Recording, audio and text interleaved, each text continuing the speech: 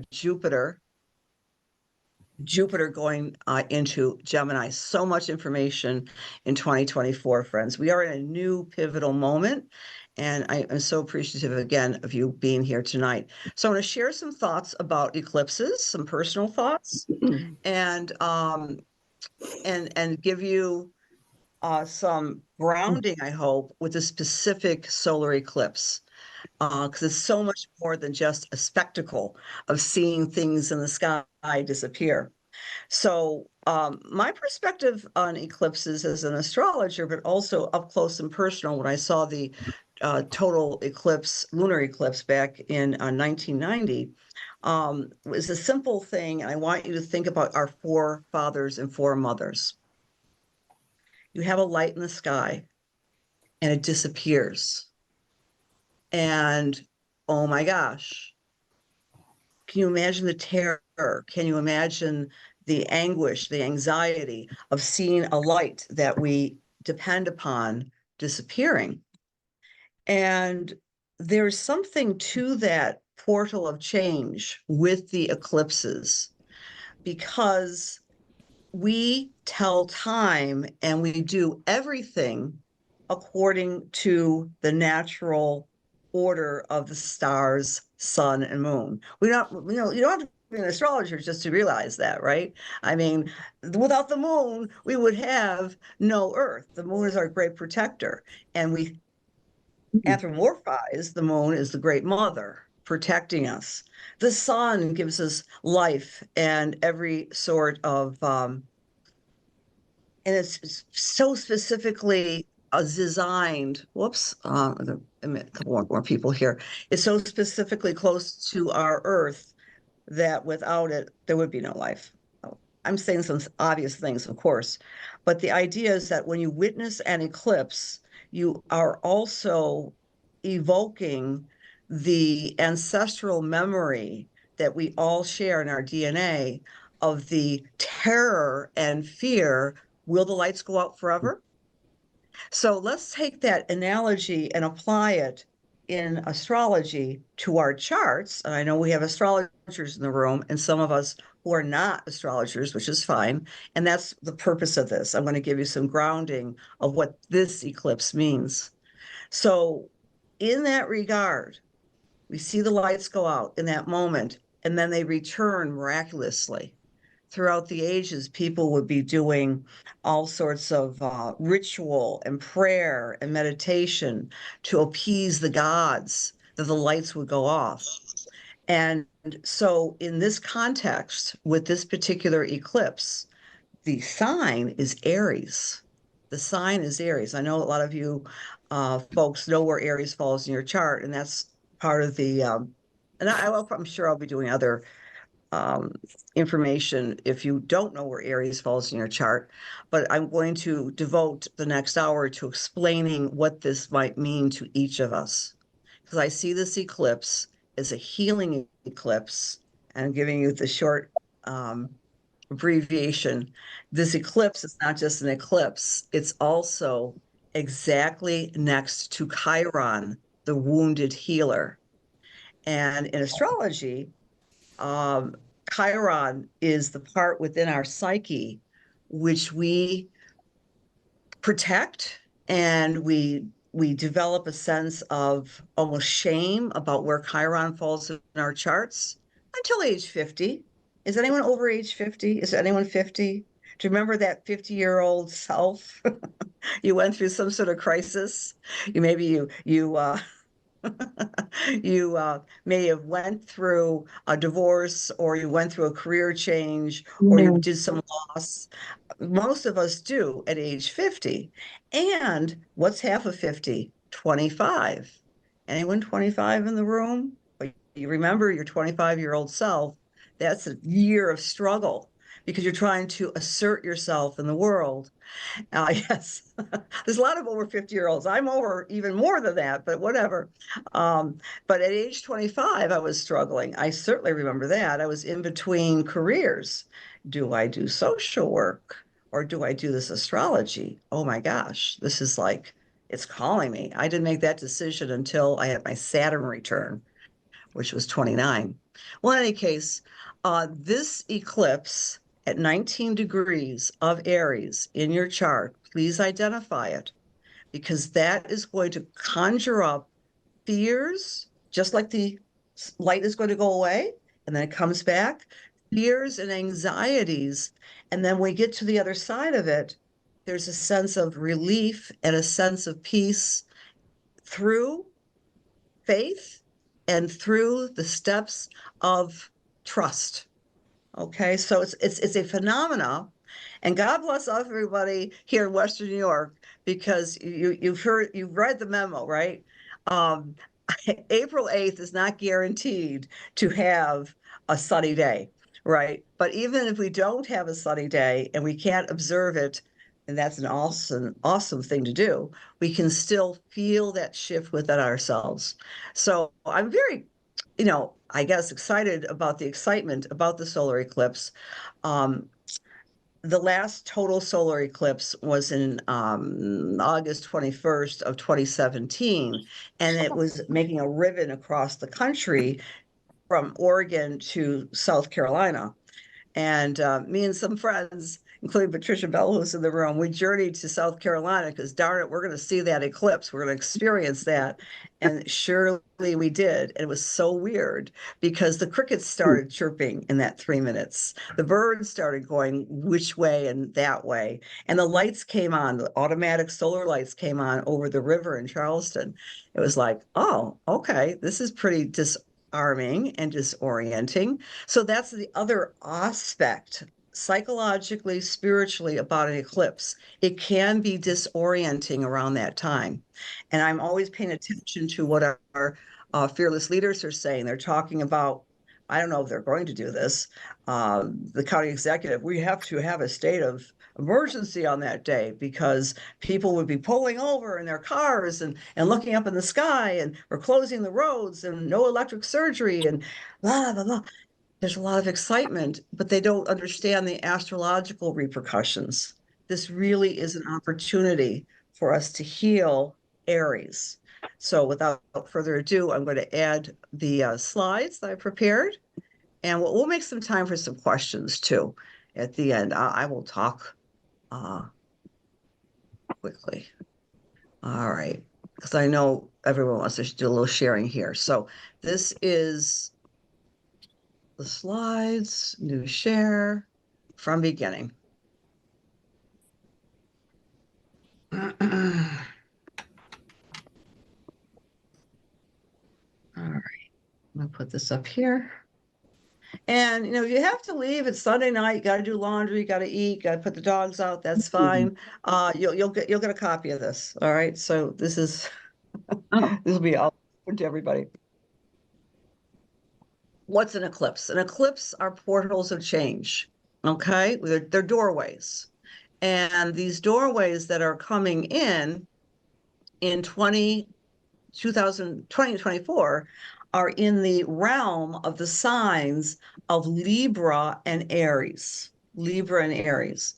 What's Libra and Aries? Everything in astrology, one way to learn it, is to think in terms of polarities, not necessarily 12 signs. Think about literally 6 pairs. So the pairs of Libra and Aries is about me and thou, the I-thou relationship. Who am I and how can I be in relationship with the other? And this is not limited to our significant other, our spouse, our husband, our wife, or even our best friend. The way we're relating with our environment. That's the mystery that happens every 18 years when the eclipses are in North Node Aries, South Node Libra. I will be obviously making some references to astrological lingo, but just remember this, friends. We've got 2 doorways that are opening and shutting in 2024, and those are on the eclipse dates. We have the same doorways opening and closing in 23, but those were in the signs of Scorpio and Taurus. All right, so doorways, portals of change, as it were. That is the important thing to remember. And I will look at the chat when I take a break. So I'm just going to keep on here. All right. Since ancient times, people have viewed the moon completely blacking out the sun for mere minutes. The entire solar eclipse, as the moon shadow moves across Earth, it can take hours, as omens that indicate an impending miracle, the wrath of God, or the doom of a ruling dynasty. So remember, in the good old days, we mere mortals, i.e., the average Joe, Jane, did not use astrology. Kings, queens, etc., did. And so we were kind of kept away from the knowledge of the astrology. But that's the ring of fire, by the way, right? That's the shadow of the moon. Oh, I have to say something really cool, which is an obvious thing, but maybe not if you haven't thought of it. Earth is the only planet that has eclipses. Because, yeah. No, how, why? She asks. Because the moon and the sun are exactly the same radius from Earth's perspective. I mean, Jupiter has satellites, Uranus has satellites, has moons, it's lots of moons. My daughter was named for the moon of Uranus. Her name is Ariel. But there's actually a moon that's called Ariel. But there's no eclipses on the other planets because the circumference in terms of framing and perspective only occurs on our home planet Earth. I once Googled this and wanted to get a scientific explanation for that, and there was none. There's no explanation. I think it's kind of miraculous in and of itself that we see this spectacle that happens with either the lunar eclipse or the solar eclipse. And there's a number of eclipses every year. You know, every year we have eclipses. We have at least 4. And so the lunar, of course, is when the moon disappears.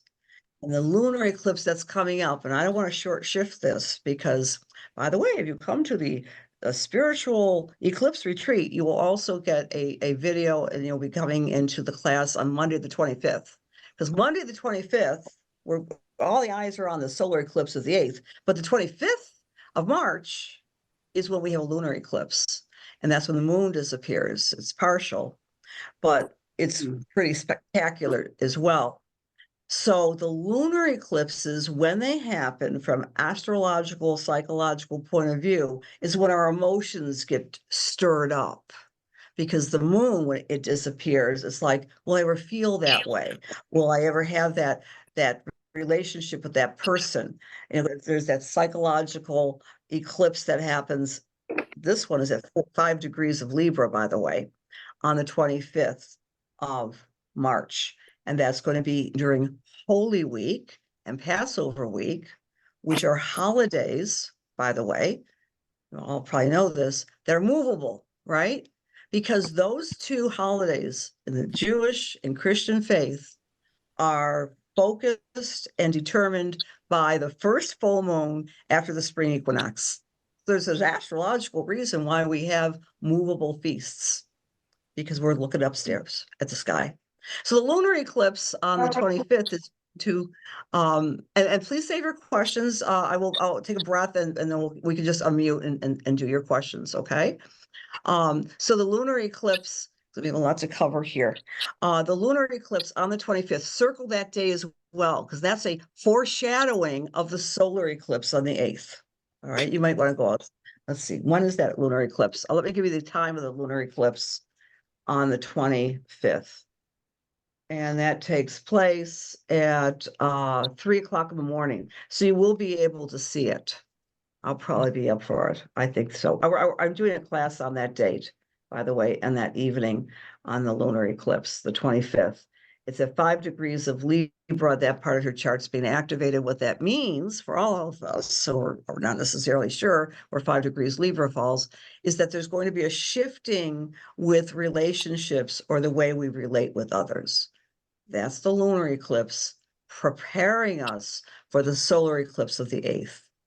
All right, of April. Well, so when the sun disappears, that's different. The meaning of the solar eclipse is that looking at a renaming or rebooting or reframing of identity. It's not so much emotional, but the solar eclipse's effects last longer. All right. So that's when the sun disappears. It connects with identity and vitality because the sun, which includes naming, is a stronger sense of the I am presence.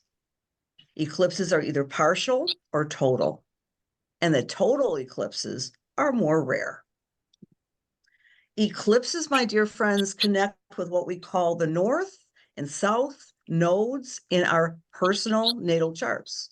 So what are nodes? Nodes are the representation of the eclipses in our charts, and what they represent is the going forward in our life, our what we call the destiny, and the gifts that we were born with, and the balance we are trying to take and trying to make with both. So this is the symbol, if you get a chart, of what we call our destiny point, the head of the dragon, the head of the snake, the north node, the but the letting go is the south node, which represents those gifts that we came in with, perhaps our DNA, things that are part of who we are, but that we're trying to balance both, taking the gifts of the past and bringing them into the future with our destiny. Okay, so, all right, whoops. Let's see, make sure, let's see, new share, I get my sticky keys going. Okay, new share. New share. So the nodes and the eclipses are connected. They're two different things, but the eclipses are the visual representation of the transiting nodes. Now, what's happening on the 8th, friends, if you want to go back into your memory banks, go back to July 17th of last year, because the nodes were shifted on that date in Aries and Libra, the dance and polarity of me, myself, and I, and partnerships. Perhaps you were struggling with a partnership back last July 17th, and you became more aware of what you want and what you expect from, business or personal partnership. And the eclipses are these portals of change that are visual. So transiting nodes, they're always changing. Transiting means changing. But in your personal chart, you've got a personal north and south node, which reflect the eclipses of your birth year. Those don't change. All of us are born with a destiny point and what we brought in. Those are called nodes. So whenever we hold a class on the transiting nodes, we have to explore how they might affect your nodes. Of course, we'll be doing that at the Eclipse Retreat. So for example, the upcoming solar eclipse event is going to be supporting, friends, the fire in your chart. If you know a little bit about your chart, please identify, are you Aries, Sagittarius, or Leo? Then the North Node in Aries is supporting that part of your nature. You could be Aries moon or an Aries Sagittarius moon, etc. So I'm just giving you a little bit of background with the astrology. The point is, we astrologers know that eclipses are so much more than a spectacle, even though spectacle is great, right? It's cool to witness it. I'm telling you, it was so cool to see the lights go out in Charleston. And I think it's so interesting that we have eclipse fever around the country, and most people are not astrologers, right? Like they're like, oh, okay, that's kind of cool. But there's an unconscious understanding that something big is going to be happening with this particular eclipse. And I'll give you a little proving when I look at the US's chart for you, because indeed the US is going to be going through a mega healing. It's not just personal healing. Okay, so this eclipse, like any eclipse, whether it be total, partial, lunar, has a message.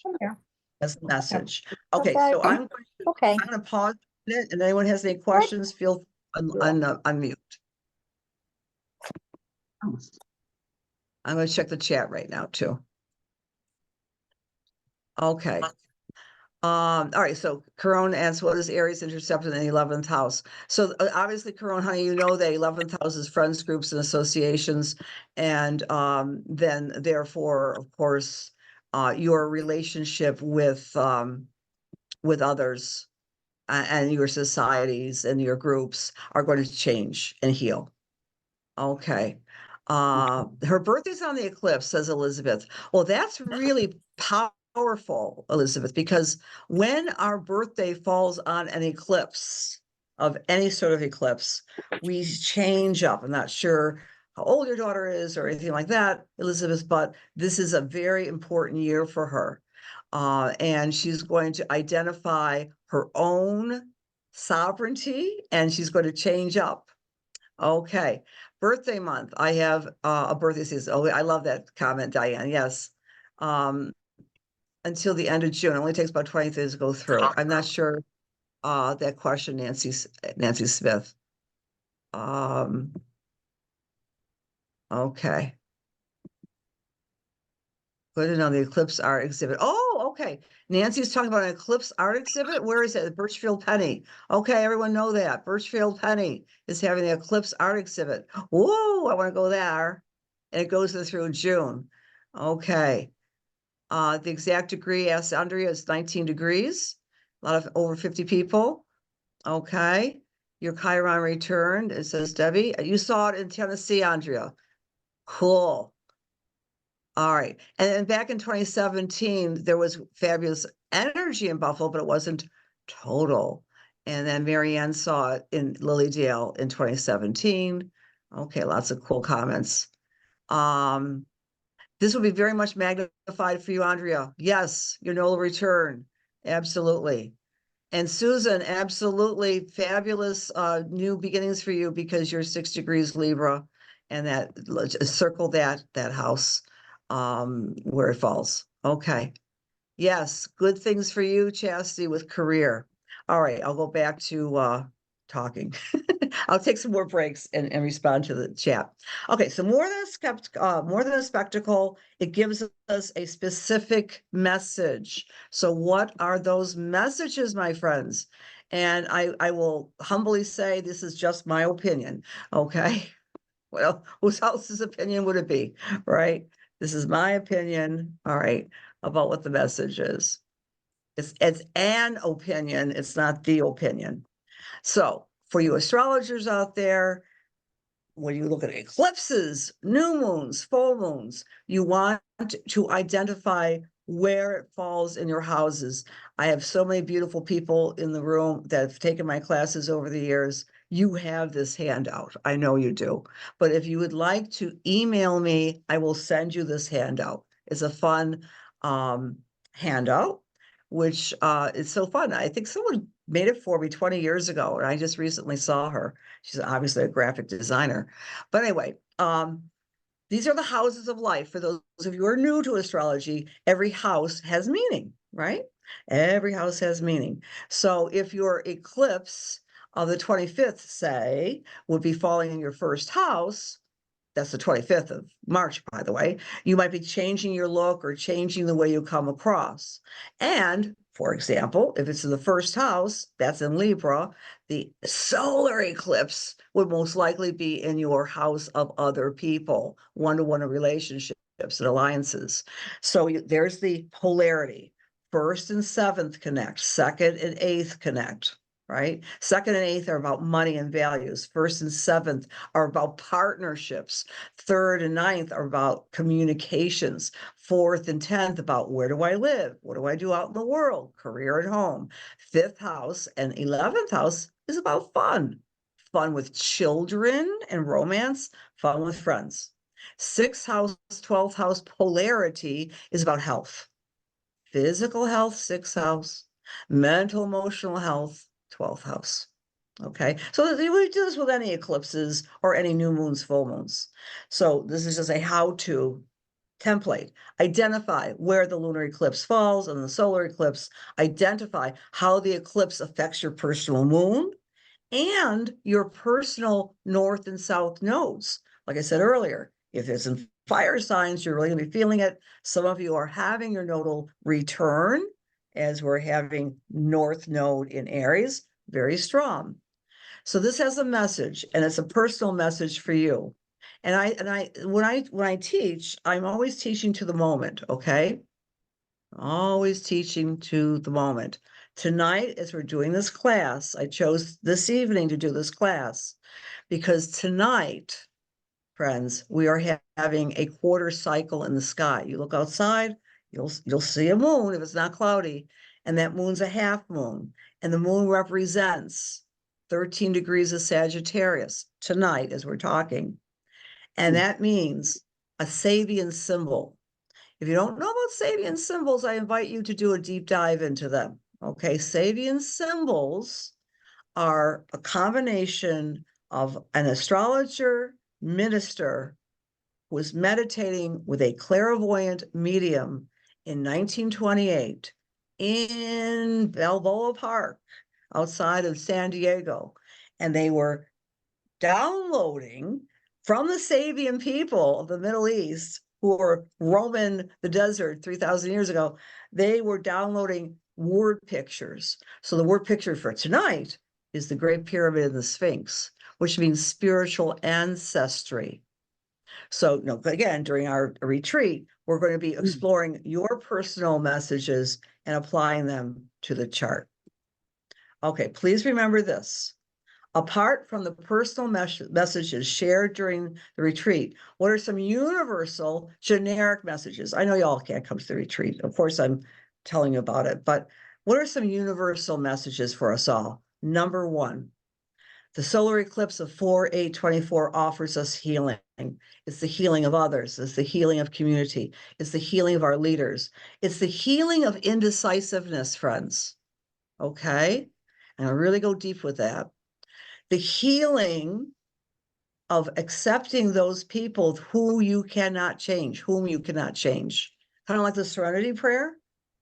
Whom among us really have a difficult relationship? I have two hands up. Okay. So with my two hands, I'm trying to come to peace that you can't change others. Oh, gee, Cassandra, didn't you learn that? Wasn't that 101 in counseling school like 30 years ago? Well, yeah. But the point is, this eclipse is really driving that point home. We can't change others. We can only possibly change ourselves a little bit. But it's all through the lens of forgiveness. This eclipse is about forgiving, not forgetting, but forgiving. Okay. And most of all, healing and forgiving yourself.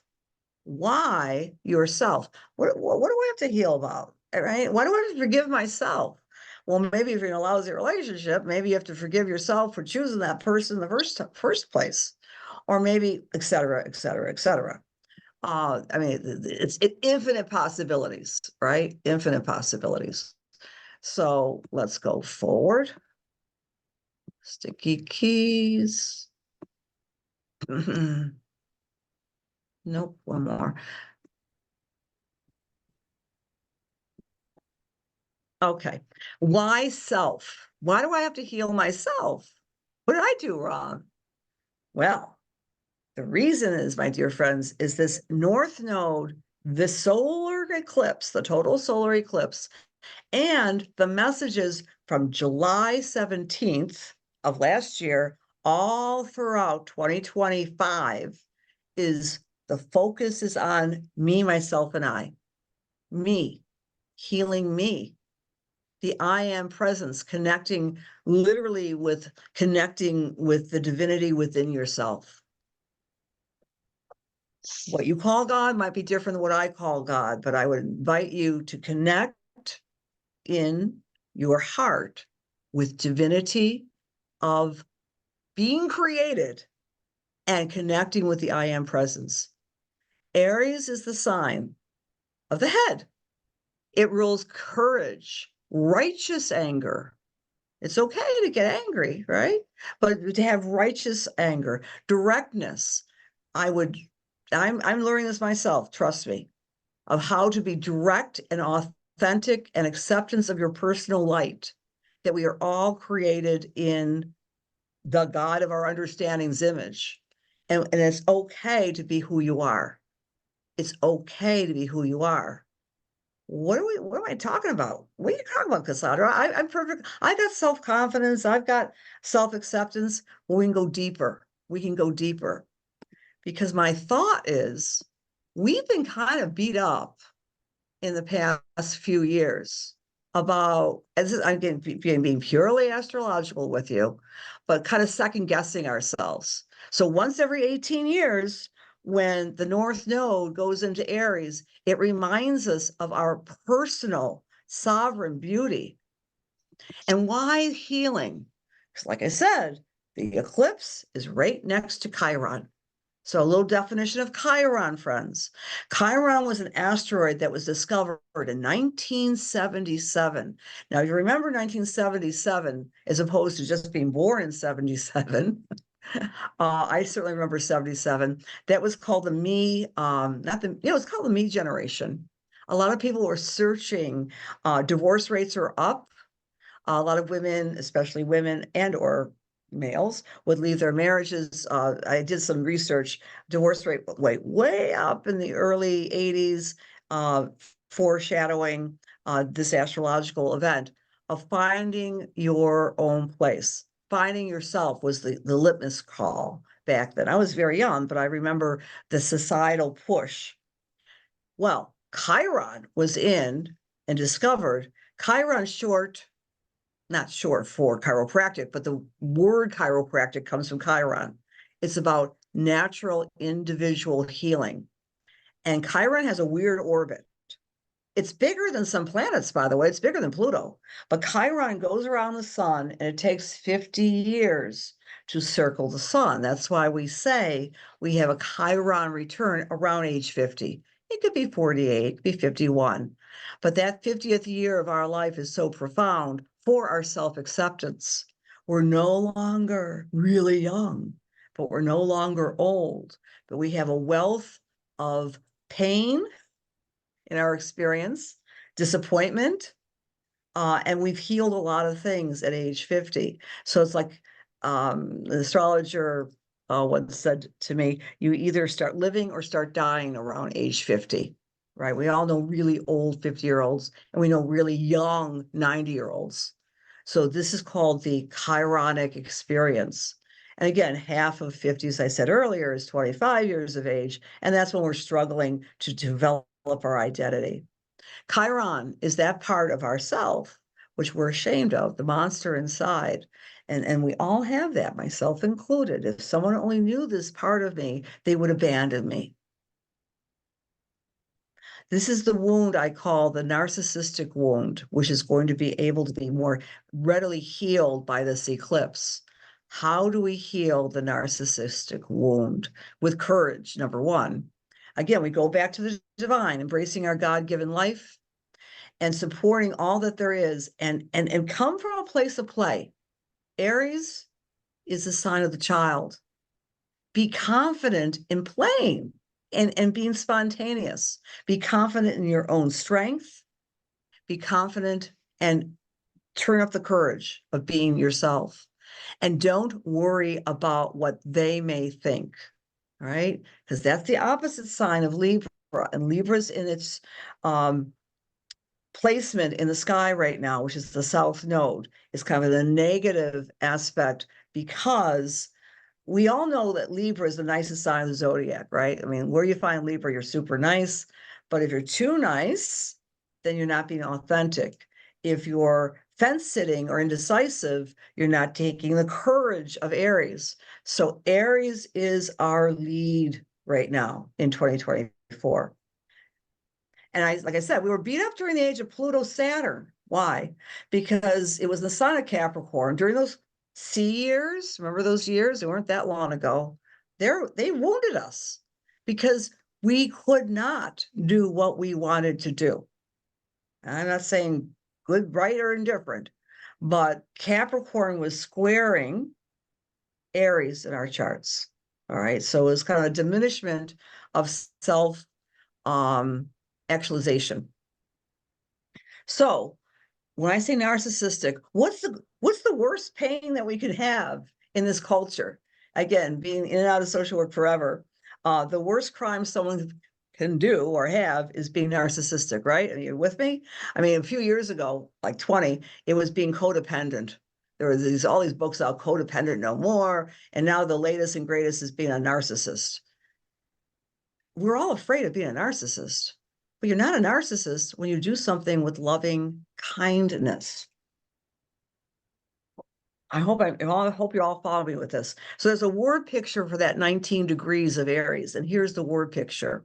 The Sabian symbol for the 8th of April, that sun and that moon are at the 19th degree, and that is a young girl is feeding birds in winter. That's the Sabian symbolic esoteric thought form that's coming down on the 8th. It represents simple acts of generosity. 'Tis better to give than to receive. The connection between a youthful spirit, the child, and nature, and be like a little child. Small gestures, global results. How many of us often feel the world is going to heck with a handbasket? I can't do anything. Of course you can. Every one of us can be kind. And this eclipse is activating this word picture. A young girl is feeding birds in winter. Here's the chart. Here's the chart. So there is sun, moon, 19 degrees, 24 minutes. Oh my gosh, Chiron is exactly there. That's like no accident. I mean, who thought that one up? Creator? Exactly connected. I love it. There's the nodal line, the north node, which represents the eclipse. We have Mercury and Eris. Now, a little definition of Eris. Eris is a outer planet, really out there, very, very long. But it represents chaos, and it represents rage and unusual situations and things that are upsetting. Let's put it this way. It's kind of a feminine energy of chaos. So chaos is exactly next to Mercury retrograde on the eclipse day. What does that mean? I think it means a change of thinking, regarding handling chaos. Does everybody have a little chaos in their lives? Of course. Do we see a lot of big chaos out there in the collective? Of course.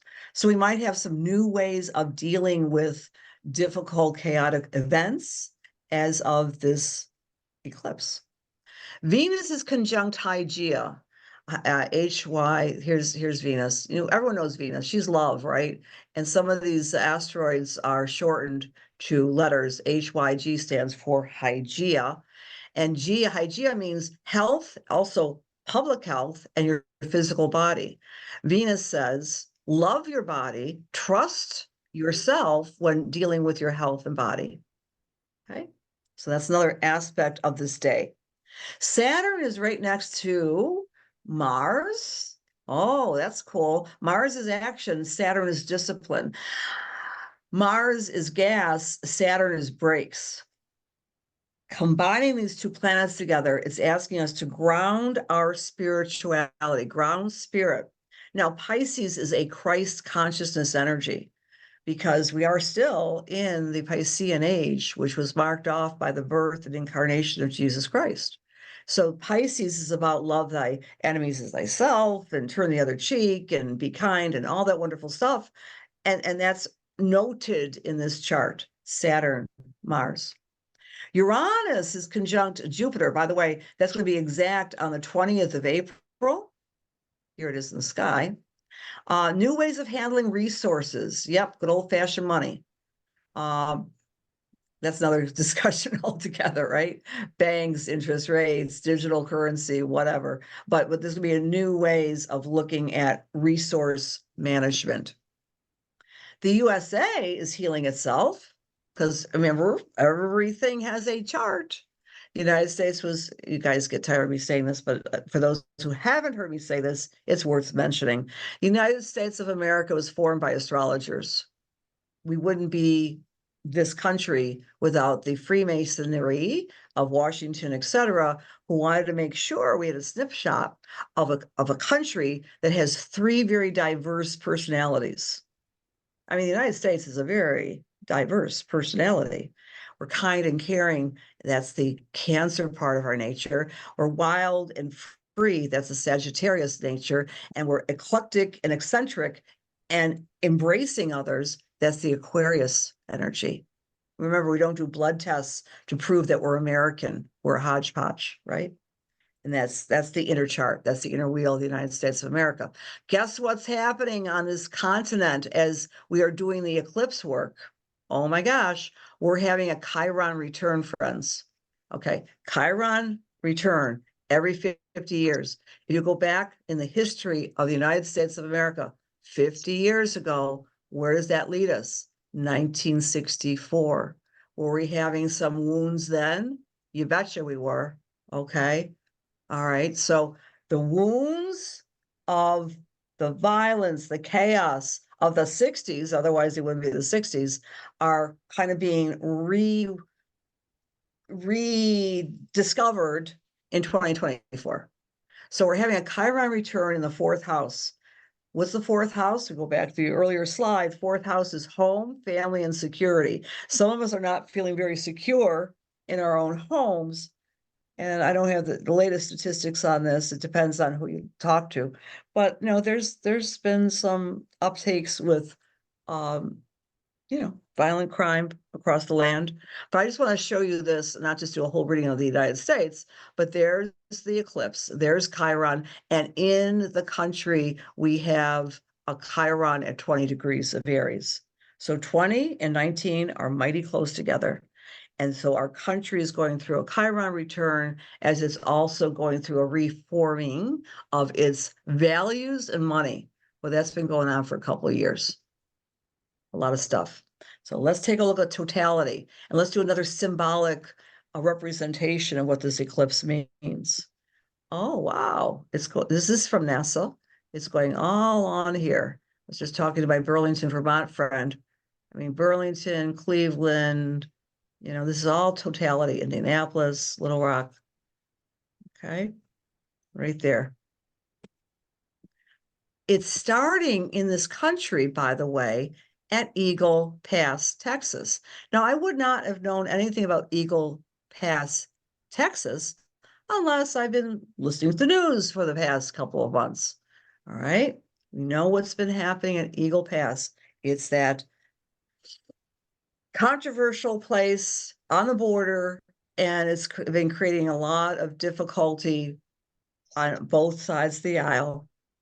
But it's part of the wound, I believe, of this country. Okay. Eagle Pass, Texas. This was from, that was last year. That's from NPR. But there's been a lot of migrants crossing from Mexico to the small Southwest Texas border town of Eagle Pass. All right. We've had state of disaster. We've had fights with the Biden administration and the governor of Texas, blah, blah, blah, blah, blah. Sometimes it gets so depressing. I don't even want to look at it.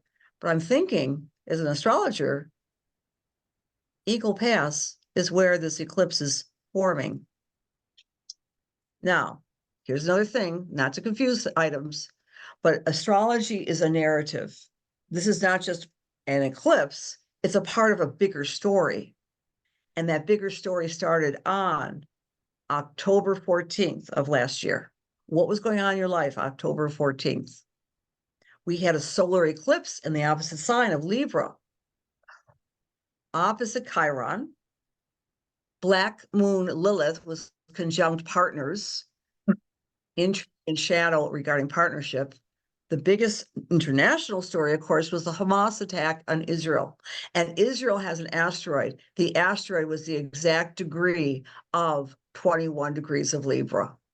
All right. So that was a huge event. I don't know how you processed it or how you're still processing it, but it's a huge event. It's a solar eclipse. There's going to be a connection of that date to the solar eclipse that's happening on the 8th. But what this story is telling us, this narrative, again, partners, self, partners. We have to open our eyes to our partners, all of us, not even internationally, but that too, but our partners. Who can we trust? Who can we trust? That's one of the messages of this particular eclipse in October. So what I did, I didn't do it, NASA did, they gave me this map. The eclipse of the 8th goes this way.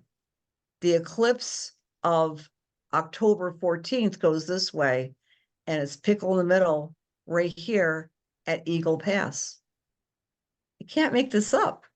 There's an emphasis here. It's like X marks the stop, the spot. That you can look this up on NASA's eclipses. Okay, if we buy into symbolism and we look at astrology with the actual event, there's a lot of symbolism here. Okay, I'm going to open up some questions before we say goodnight. But I want to remind you, Lilydale, my wonderful, beautiful alliance with Lilydale. On the 6th, me and Patricia Bell and other fabulous teachers are going to be doing a Zoom talk about the eclipse. And then my spiritual retreat, you just go to my website. You can have, there's 5 different options. You can go for a day, you can go for the whole time. And here's some pictures of the Stella Retreat Center. It's beautiful. We even have a labyrinth. And I'm going to be committed to guiding you to understanding your own personal healing by looking at your chart. By anyone who goes to the retreat is also going to be invited to go to the Zoom video on the 25th when we have our other eclipse. Okay, now just I'm going to go to the chat and take care of those questions first. Yes, Marianne. Yeah, you were there last time. And incidentally, Marianne, some of you guys were at the eclipse retreat. I'm sorry, it wasn't an eclipse retreat. Remember, that was the Chiron retreat in September of 2018, because Chiron had just entered into Aries. Isn't that interesting? So this is like another level of the narrative. So feel free to okay, so Linda, so the Eagle Pass area is reactive more intensely. Yeah, I know. Doesn't it seem like another lifetime, Nancy?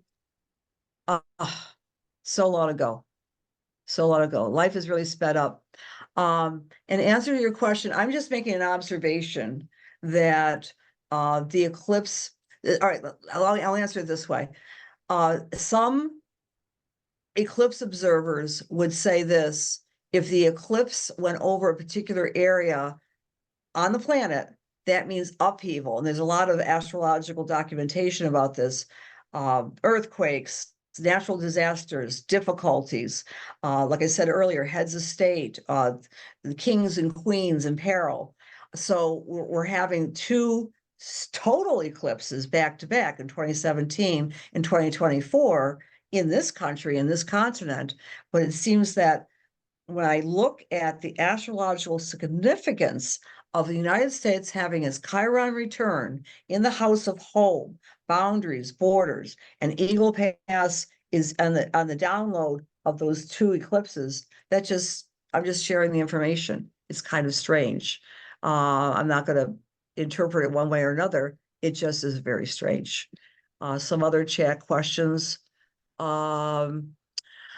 Okay, 18 degrees of Aquarius in the first house. Yes, it is, Susan. You know, many people, Chiron in Aquarius, if it's in your chart in Aquarius, many people share that because Chiron's orbit was in Aquarius a little bit longer.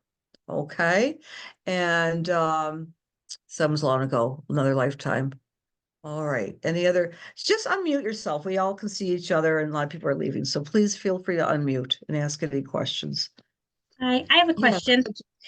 Yeah. So I'm just curious if I'm understanding. So if you have Aries, okay, and mine is in the 12th house, are you saying the things in the 12th house are the things we're purging and that we have to overcome? Is that correct? Like Yeah, whatever so your house is in that month? So the simple explanation might be this, my dear Jennifer. If your Aries is in the 12th, you just do a little meditation on what the 12th means, which means meditation and spirituality and psychic and spiritual and emotional health. So Mhm. you're healing those deepest parts of your psyche, and you're letting go of taking care of yourself according to other people's opinions. Like, Okay. suppose you have someone say, well, Jennifer, you've got to do this, you got to do Tai Chi, and you got to do yoga, and you got to do, you got to eat, 5 kumquats a day, and you're saying, I don't have to do anything you tell me. It's Right. about sovereignty. Where you find Aries friends is sovereignty. You're making up your own choice. You're making your own choice. And For not that the me, myself, and I part. Gotcha. right. Okay. I was So, like, if curious about someone that. might say, Jennifer, why are you meditating, or why do you believe in that? No, this is what resonates with me. Right. Okay. Gotcha. This is Perfect. about sovereignty and doing our own thing respectfully, and not really worrying if someone doesn't agree with us. Okay. Understand. For you, Perfect. Thank you. 12th house. You're welcome. Questions? Cassandra, it's Just raise. Janet. Hi, Jan. Um, Back in the kind of toward the beginning, when you mentioned that the eclipse would stir up our anxieties and fears, but when we get to the other side of it, that's when the healing would take place. Yeah. Is there any time frame for when we get to the other side of it? I mean, is it a long process, or is it some kind of revelation at the eclipse? Yeah. I would say this, Jan, if you wanted to look at noticeable aha, exhale, feeling more integrated, I would look at the 8th of July at the first square. See, Okay. eclipses last until the next eclipse. So the next eclipse this year, that's solar, is taking place on October 2nd. And then the next lunar eclipse after these two pairs of eclipses are September 17th. Okay. So what I'm saying to you, Jan, is that I think by July 8th-ish, which is close enough to July 4th-ish, if you think about it, right? We're more nation's birthday. We're going to be more integrating some of the messages that we have healed within ourselves, because squares makes something more durable and stronger going forward. Okay, great. Thank you. You're welcome. Hey, Okay, Cassandra. Oh, I have one really quick if you have 2 seconds. Sure. Yes, this is Hi. Laura. Hi. Hi, Laura. I'm so Hey, excited so you're coming. I'm excited too. I'm excited to be there. So my question for you guys is I know we have a lot of folks that have their charts and they have planets in both of those houses. What if you're void? Does that make it as personal to you, or is that more of a facilitating the higher octave, or the collective? Great question. Great question. I want to be real clear on this. So in my personal sphere, I know a lot of people with 19 degrees of Aries. So I think Yep. like a 19 degrees Aries moon, descendant, Venus, you name it. They're just like showing me or teaching me what this is. And they're all kind of going through a reorientation that's very personal. I have no planets at 19 Aries. I have no major planets in my 7th house, but I know that that's going to really, it's void. There's no planets in there, but I know it Right. still will change theoretically, maybe the way I'm dealing with others. That's Yeah, that's perfect. I'm like you. I'm void in Aries. I'm void in Libra, so I don't have much at 19 anywhere else. I just was kind of curious. and Thank you. what you're welcome, Laura. What you might notice is that you may be meeting some new people this year. Okay. 7th house is about partners, people that are, connecting with you in a new way. Yes, for sure. Thank you. You're welcome. Okay, yes, peace, Cassandra. This is Carone. So you're Hi. saying, hi. First of all, I want to make sure I sign up for the retreat. So I want to do that and pay that. So I could just go to your website and do that. Yes, and I think you all have my phone number. Call me if you're having any difficulties. That would be awesome, Corona, if you come. Oh, I'm so excited. I've just been talking about it to everybody. So yeah, it's just like, wow. Yeah, And yeah. second of all, so like the houses are also going to play a part. I have Venus conjunct Jupiter in the first house.